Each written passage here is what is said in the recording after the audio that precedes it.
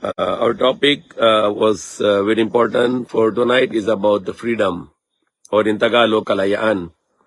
That because we're living in the Philippines, and Philippine is a country which claiming to have a freedom on the day of June 12, and we have to discuss about something very important, that what is it means. And it is really true that the people of the Philippine, or the country Philippine already have a freedom or kalayaan, kung meron talaga na tunay ng kalayaan dito sa bansa na ito or hindi. And it is not only in the Philippines, this is kind so-called of freedom or independence. It's in many countries like in Pakistan, Malaysia, Indonesia, or Algeria, Turkey, or Middle East countries. Everywhere they are talking about they have independence and they have your own country. And then in Philippines, they call it kalayaan or independence or freedom. As per concept of the Quran, the tunay ng freedom or the true freedom is when you are the slave of your creator. Yung tunay ng kalayaan sa Islam, kung tayo na maging alipin ng tagapaglikha Allah subhanahu wa ta'ala. Tunay na alipin ng Allah subhanahu wa ta'ala. When we become the true slave of God who created us, then that's the true freedom. And not the slave of anyone or anything. Only the slave of our creator. That's the true meaning of true freedom. Yung tunay na kalayaan, na yung tayo maging alipin ng tagapaglikha. Okay? Yung likha sa atin. We have to become his slave, then that is the true freedom. Now, first we go to the Philippine, the kalayaan on June 12. The June 12 yung ng celebration ng Philippines, yung kalayaan. Only the one thing I will start with the name. When you claim that you have a freedom, but your name is contradicting your freedom, then that is not right. What is freedom you get from? Saan ka nakuha ng yung kalayaan? From Spanish, or from Japanese, or from American? The first empire who conquered here was Spanish, yung taga Spain. They conquered, sakop, in Tagalog. And then they changed the name to Filipinas. Or yung pangalan doon, Las Islas Filipinas, the island subjugated by King Philip. What is the name today of the Philippines? It becomes Philippines. Okay, but it was it was Las Islas Filipinas. And what is the meaning of that Las Islas Filipinas? The island subjugated by King Philip, or yung mga island ng sakop ng King Philip, hari ng Castilla, hari ng Spain. So where is the freedom now? Saan ba yung kalayaan na yun? Yung kalayaan, paano yung kalayaan na pangalan ng Philippine pa rin, ng alipin ng King Philip? Hindi pwede sabihin ng kalayaan. Kung sabi mo na ako, I'm proud to be the slave of King Philip, that's not the freedom. Okay, like example in Pakistan, they call that they got the freedom from British. But I researched it and I found out that in 1947, 14 August, Pakistan was still kingdom of British. The king was King George VI. Until 1952, he was still the king of Pakistan, the King George VI of British England. And then the Queen Elizabeth became the queen for the territory of Pakistan until 1956, I think. So Pakistan was still under the occupation of King of England or Queen of England until 8 years or 9 years. But today the Philippines is claiming to be the freedom and kalayaan, and they are going to have a celebration on June 12, this Monday, Lunes. Paano ng freedom na your name is still belongs to King of Philippines and you are proud to be the slave of King Philip? Ano sabihin ng Philippines? The island subjugated by King Philip. Okay? Or Filipino, what is meaning of Filipino? Isang lalaki na siya yung alipin ng King Philip. Isang lalaki na siya yung alipin ng King Philip. That's meaning Filipino. Kung Filipina, isang babae na siya yung alipin ng King Philip. Patay na si King Philip, 500 years maybe. And then the people are still calling themselves slave of King Philip. Yung tao dito sa Pilipinas, sabi pa rin nila na sila ng alipin ng King Philip. Paano yung kalayan to? How you can call it? Where is the definition of freedom when you are calling yourself, you are still the slave of King Philip? That's the number one thing. You don't need to do anything. Change your name. What is the name of this country before? It's Maharlika. What is a Maharlika? The meaning of Maharlika, the land of the free people. That's the meaning. That's Kalayan. That's Kalayan. If your name of your country is Maharlika, then you have a true freedom because it means you are the people who are living in the land which is the land of the free people, land of the free men. That is the meaning of the Maharlika. You are living in the country which is the land of the free men. You have no freedom until you change the name of your country to Maharlika. That is the original name of this country. The Luzon, Visayas, and Mindanao. The true name of this country was Maharlika. This land was called Maharlika. And it's a beautiful name. And the people who are living here, they can call themselves Maharlikans. They are the people of free land. Or Maharlikans. Or Maharlikano or Maharlikana, like babae, male, Maharlikano or female Maharlikana. It's not a joke. It is your identity. When you call yourself, I am proud to be Filipino, then you are saying, I am proud to be the slave of King Philip. I am proud to be ako yung proud to be the alipin ng King Philip. That's you meaning to say a Filipino. It is actually a bad word for yourself. You are insulting your own self that you are claiming to be the King of Philip, King of Spain, the King Philip, who came here as a terrorist. They came here as the infiltrators. They came here as a destroyer. They steal your money. They steal your gold. They rape your women. They kill your men. And they take out all your gold and all your richness. Lahat na kayamanan na nakaw nila. And you are still calling yourself, we are still the King Philip slaves. Now you are saying na kayo na maging alipin pa rin ng King Philip. That is a very big insult. If it is the day of Kalayan, change your name.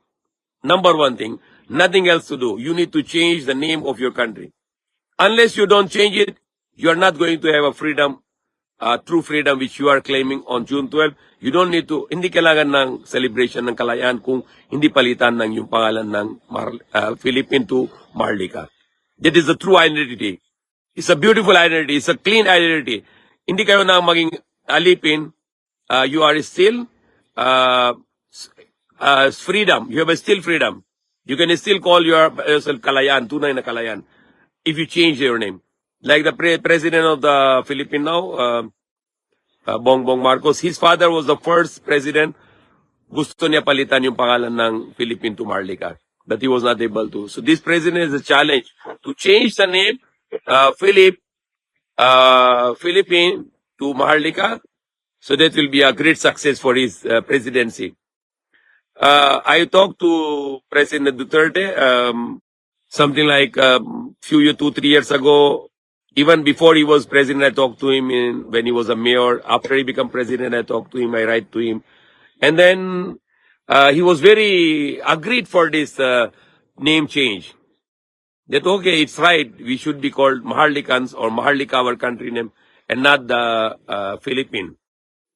But he was not able to change also. Now this is a challenge for the government. Change your name, which is not a right name for your identity, because you are still belongs to King Philip, who was known as Contrabida in Tagalog, no, because he was the villain. And your hero were Rizal or Bonifacio, but the first hero was Lapu Lapu, and Lapu Lapu was a Muslim because he was Dato, and all the Datos are Muslim. And his real name was Kalipula, yung pangalan ng Lapu Lapu, tunay na pangalan niya, Kalipula. And Kalip means is a chieftain. In Islamic word, Kalip means is Khalifa or the chieftain, the Amir or the leader of the people. So the Lapu Lapu is a true hero of this country. He fought against the Spanish. The first Christian came to this land. Wala pang Christian noon. This is a Christian country. Majority are Christian. But before the Magellan come, walang Christian kahit isa. Unang Kristiyano dito sa lupa na ito, Ferdinand Magellan. He was killed by the Lapu Lapu in a ferocious battle. And then the Lapu Lapu won the war with his tribes people. And then the Spanish ran away. They never came back for 42 years. And then the Lopez, Miguel Legazpi came. And he conquered some part of Visayas, Panay Island, Iloilo. And then he asked the King Philip, because that time the king was Philip, that when the Ferdinand Magellan came, the yung hari na yun, Charles I. But in the time of the King Philip, Lopez Miguel Legazpi, the journal, that the king was King Philip. And then he wrote him that what should be called this country. And then he said, under my name, Las Islas Filipinas. And the King Philip is a traitor because he killed people. He murdered people. His people, they raped the women. They steal all the wealth of this country, the gold, the silver, the copper, the spices, everything they stole, and they send it to ship it to Spain with a ship. So where is the identity now? Where is your freedom now when you don't change this name? It is shameless. It is very shameful to call yourself the King Philip slave, alipin ng King Philip. So that's the number one thing. Number two things, like those countries who are now so-called freedom, when they were giving the so-called freedom, they were giving the money, the paper money. And that paper money, how they can make you a slave. You will never be have a true freedom because this paper is a slavery. Your paper will never increase to the high value. It will always be decreasing until you become the slave of those people. So you have to go to America, Europe, England, or Italy, or other countries to become their slave, because these powers, they are controlling the world with paper. So your paper always devalued. Philippine peso now 56. Pakistan rupees now is peso 300. India 82 rupees. And so on. You can check it. These countries will always be happy to be under the slavery because of the paper money. So this paper money is another way of occupying.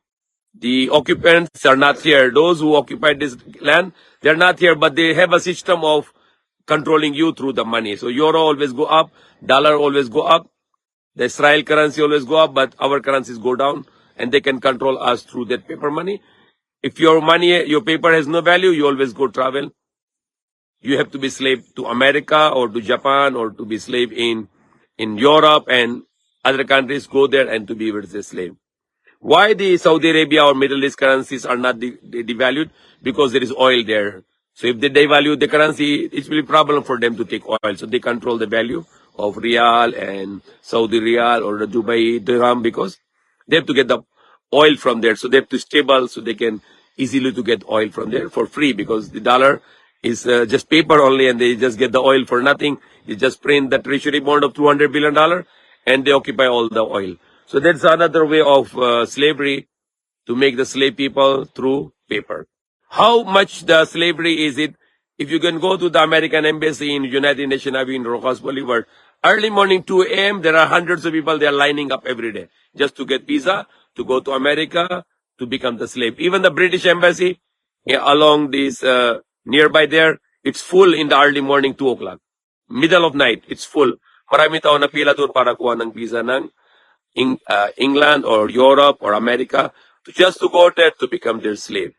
Philippines is a good country. It's a beautiful country. It's lots of rain here. Agriculture is very high. The animals are growing very well. And the fish, the very big sea, everywhere there are 7,000 islands. People doesn't need to go abroad. They can work here. They can have their fish. They can have their animals. But halal animals. Hindi pwede kain ng baboy dahil baboy ang maruwi.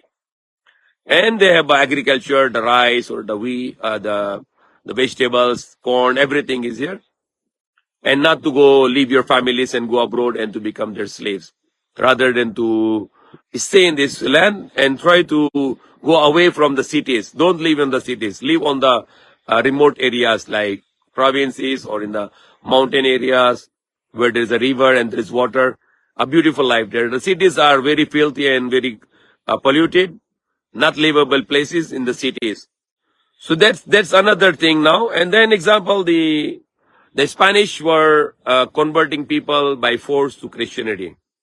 The Philippine, in this land, the Maharlika, there was no Christian. The Christian were baptized by force. They were given the choice, either you accept this Christianity. So they were Muslim, they were forced to become Christian. If you don't become Christian, we'll kill you. So Sipada become cross, but if it is not cross, it becomes Sipada, and they're going to murder you, or either submit to the Christianity. So now, why the people are still Christian? Bakit na yung tao sa Philippines, bakit Christian pa rin? Wala na yung Spanish na yun. Why still following their culture and their religion? The culture like sabong, the cockfighting, where it come from? From Spain. The gambling, where it come from? Spain. Drinking alcohol, where it come from, this culture? From Spain. And now they have also lots of culture of American, like when you get, your parents get old, kick them out from your houses. Wala na yung lugar sa mga magulang sa bahay kung matanda na sila. Tapos sila sa labas. That is American culture. You don't need to keep your old parents because they are not livable with you anymore because you have a modern life. So kick them out from your houses. That is the American culture. Spanish culture like sabong or cockfighting or drinking alcohol, and this idol worshipping. Yung idol worshipping galing sa Spanish, that is a kind of slavery which you are still following, the idol worshipping. For example, the Bible said, thou shalt not worship any God beside me. First commandment, thou shalt not worship the idols. Wag na kayo sambahin sa mga rebolto. But the Christians, the people of this country, they still worship idols, which came from the Spanish. In Spanish, they brought the Santo Niño in Cebu. Very small. And it's 400 years, it's still small. It's not growing. What kind of, anong klaseng yung na Santo Niño? Maliit pa rin, hindi lumagi. The children of the people here get big. Very big, but the Santo Niño, the Son of God, is still baby doon sa Cebu. And they are still giving honor to that idol which is brought by the Spain. And is according to their own book Bible, it is the greatest sin. Pinakamalaking kasalanan na samba sa rebolto. So that is a sign of the slavery, that the masters already gone, but people still follow their religion, and people still follow their culture. The culture of the Philippine, what is the culture? It's Spanish culture. You need to pay, you need to pay. Birthday you pay, graduation you pay, born you pay, and die you pay also. You need to keep paying to the church, and all those money goes to the Europe, especially to the Vatican. So it is a way of slavery. It is a way of a culture which makes you always poor. Don't keep your money, keep on spending for different occasions until you become bankrupt. And then you have no money to buy your rice. So that is the Spanish culture. The fiestas or playing gambling or different occasion where you have to give money, invest your money, and also you give to the church. For example, if dead person, what they do, they put the dead body, then they play the gambling, and they lost their money. So not just this one person dead, other families is going to be die because they're going to lose their money, which is for their needs for their foods. So that is another big issue about how the people become the slave by following the culture and the religion of their masters. So true freedom, the true freedom is go to the religion of the true religion, not your forefather religion, but the true religion. Compare it. The Islam, only one God. And then the Bible says, the Quran says, thou shalt only worship only one God. La ilaha illallah in the Quran. There is no God except Allah. And you submit to one God. The Bible in the Quran is a very big sin to worship mga ribolto. Malaking kasalanan na samba sa ribolto. So come to Islam, compare it to Islam to Christianity, and you will find out that Islam is yan na tunay na religion ng Diyos. The religion ng Abraham, religion ng lahat ng prophet. Religion ni Prophet Jesus at religion ni nanay ni Jesus. Okay? So come to Islam, that's your true freedom. If you come to Islam, yan na tunay na kalayan. If you only become the slave of your creator, yan tunay na kalayaan. Okay? And change the name of your country. Hindi pwede nang, hindi pwede sabihin na ikaw alipin ka ng King Philip. Dahil si King Philip, siya yung isang trador. Siya yung ginawa ng masama sa tao dito sa bansa. So how you call yourself to be the slave of King Philip? Halimbawa, isang masamang tao papunta sa bahay ninyo. Tapos pinatay niya yung nanay mo, tatay mo, kapatid mo. Tapos rape niya yung nanay mo, yung kapatid mo. Tapos nakaw niya lahat ng kayamanan. Tapos pangalan niya, yung nakaw na papunta sa bahay ninyo, pangalan niya Philip. Now, malis na siya. Anong sabi ng yun na hindi patay? Sabi nila, tayo na lang alipin ng yung Philip. Philip yung nakaw sa bahay mo, tapos siya yung patay sa tao sa bahay mo. Yung mga magulang mo, kapatid mo, asawa mo, anak mo, tapos sabi mo, siya yung master mo, ikaw yung alipin ka sa kanya. So that is how is the tragedy in this country. Those who are the infiltrators, conquistadors, or masamang tao, yung King Philip at yung mga sundalo, and the people are calling themselves slave of King Philip, and they call it the Kalayan. It is very embarrassing, shameful, nakanahiya na natawag na tao na sarili nila na sila ng alipin ng King Philip. So that's a very big point. People are being enslaved in America and Spain and Japan. Then these three countries were ruling the world, this country. And now the people are going to their countries to become their slaves again. Okay, we want to be your slave. Gusto nila na maging slave ng Japanese, American, at Spanish. Okay? So it is embarrassing. You don't need to go any country. Work here. You have your vegetables here. You have your foods here. You have your fish here.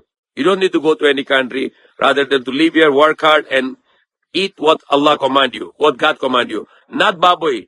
Hindi pwede kain ng baboy dahil bawal, binawal ng Diyos. Kahit sa Quran, bawal yung baboy.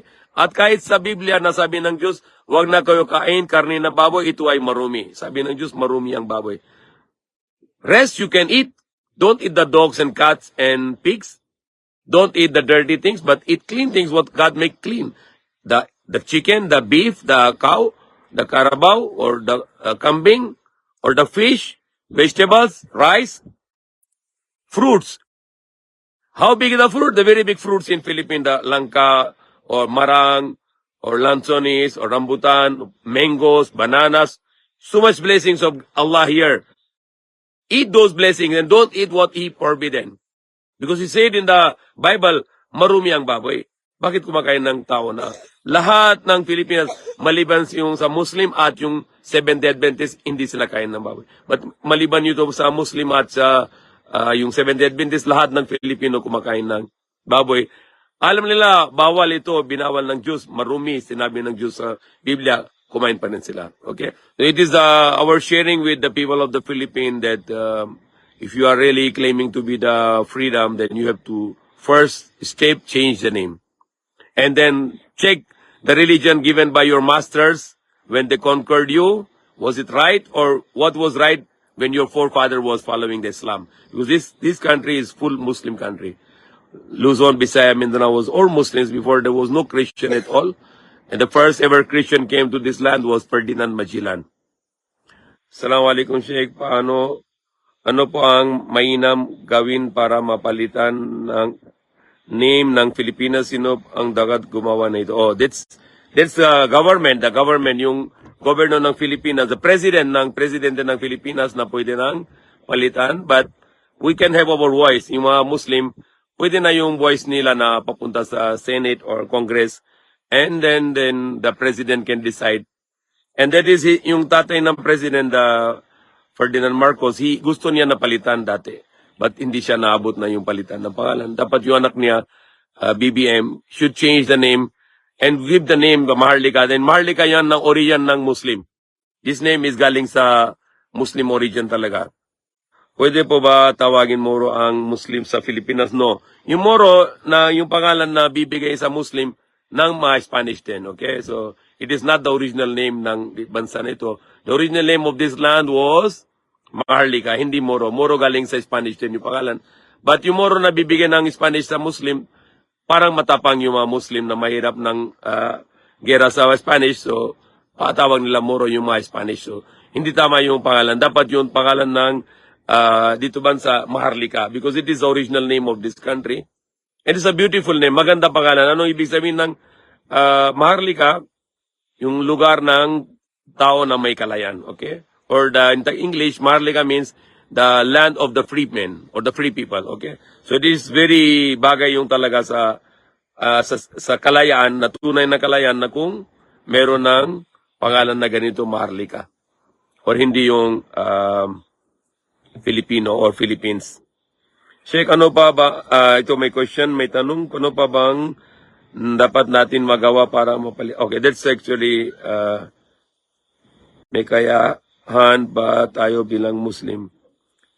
Okay, so that is the same question yung by Nasif, that it should be the government, but our voice, yung salita natin papunta sa gobyerno na lahat ng Muslim gusto, at marami Christian gusto rin pangalan palitan na hindi Philippine. Dahil yung Philippine na may pangalan ng Philip, yan na yung tao na, yung King Philip, yan na yung masamang tao, yung trador. Okay, or kontrabida. Bakit nabansa ito sa pangalan niya hanggang ngayon? So, yun dapat palitan talaga yung name, inshallah. Okay, may tanong pa na, secret marriage is allowed in Islam? No. Secret marriage, yung sikreto na kasal bawal. Dahil sabi ng Prophet Muhammad SAW, dapat yung kasal dapat may announcement, okay? Kaya meron din yung mga songs, yung mga kanta, meron din sa panahon ni Prophet Muhammad SAW, meron din mga kanta. Sabi na kung walang kanta, hindi pwede kasal. So, yung mga sa panahon ni Prophet Muhammad SAW, meron mga songs, okay? Sa kasal, yung mga, sa bahay ng kasal, may kanta, may songs. To announce that there is a marriage. Okay? So hindi pwede bawal yung, this is question by Abdullah, so bawal yung sikreto ng kasal sa Islam.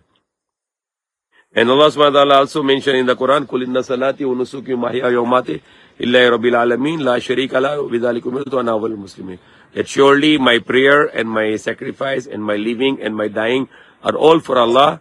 There is no partner for him, and that's what I'm commanded first among those who submit. Okay. So that is a true freedom that you say I do everything for my God who created me. I help people for the sake of Allah, even to my parents, my wives, my children, my brothers, my sisters, my relatives, all the orphans or widows or people in the country where I live or people in my community, I help them for the sake of Allah. That should be our intention, that I'm helping everyone. And then we should not make discrimination that I can help only to my country people. No. We help all human beings. It is a kind of discrimination. If I am from Pakistan, I should help Pakistanis, or if you are from Saudi Arabia, then you help Saudi Arabian, and if you are from Philippines, you only help the people of the Philippines. That is a discrimination. We should help all human beings. All human beings are human brothers. We are all have a one father, Adam, and one mother, Hawa. So don't need to discriminate that I can destroy other country or I can only help to my country. No, that is nationalism or discrimination through your nation. Okay, so you cannot say that the other humans are inhuman or less human, but my country human are more human. No, that's a very big sin. Because Allah said in the Quran, O mankind, we created you from one male and one female, from Adam and Hawa, and made you into branches and nations and tribes to know each other. But who is more honorable with God? Who is more fearful to God? Okay, so we don't need to consider that my country people I should need to help and to care and to protect. No, we need to help all the people of the world, and we need to take care all the people of the world, and we need to protect all the people of the world.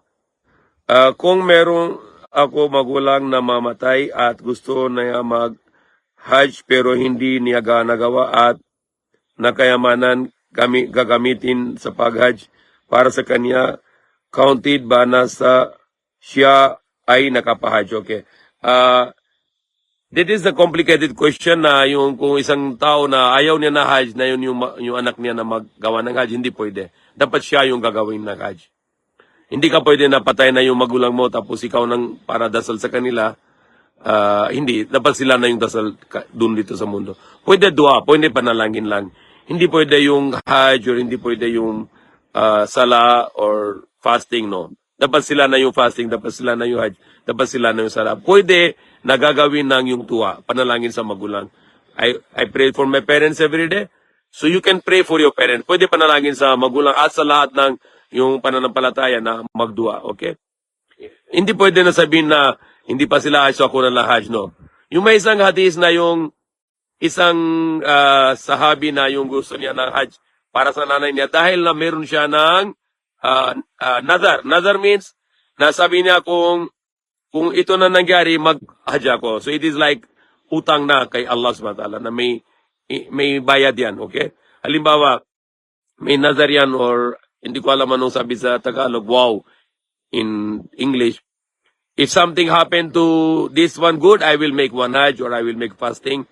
So, it is intention, it is already credit to Allah subhanahu wa ta'ala. You need to pay. So, yung na hadis na yun, na dahil na yung nanay niya na mag-nazar siya, na kung may ganito nangyari, na ako na yung mag-hajj. So, Prophet said it is a credit for your mother, then you should make hajj. So, it's a different case. But hindi pwede na lahat ng tao na laging madasal, okay, that's for my mother, that's for my father, that's for my grandmother. Hindi ganun yan. Panalangin lang. If your mother teach you to do good, all your good deeds will be in his account, okay? Kung turo na nanay mo na magdasal, lahat ng dasal mo papunta sa account niya dahil siya yung turo sa'yo, okay?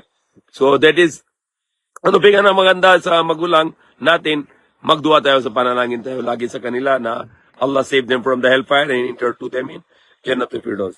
Ano po ba ang parusa sa magulang na hindi niya inoobligado ang kanyang mga anak na magsala? If the parents are not teaching their children to pray, then Allah will punish them also. Meron din sila parusa. Kaya yung magulang na it's our duty, it's our obligation na turo tayo sa mga anak natin na magdasal 5 times a day. Even the Prophet Muhammad said when the child 7 years, command him to pray, and if 10 years, pwede follow. You can beat him that he must pray on time 5 times a day. So the praying is a big obligation that everybody should follow that obligation of Allah. And we as a parents, we should command our children to pray 5 times a day. Okay. Sheikh, masama po ang isang magulang na takwilin niya ang anak niya sa maliit ng dahilan lamang. Takwilin niya ang anak niya sa maliit na dahilan lamang at sasabihin niya hindi niya anak dito sa mundo habang sa kabilang buhay o hatol dito. So malaking kasalanan yan ito na kung if you cut the relation, it's a very big sin and you will not get the mercy of Allah. Okay, if the father said to the son, you are not my son, or the son said to the father, you are not my father, or brother said to the brother, you are not my brother. It is kataraham in Islam, kataraham, cutting the relation. And that's a major sin, malaking parang kasalanan ng patay tao, okay? So hindi pwede na yung magulang na sabi sa anak niya na hindi na siya anak niya.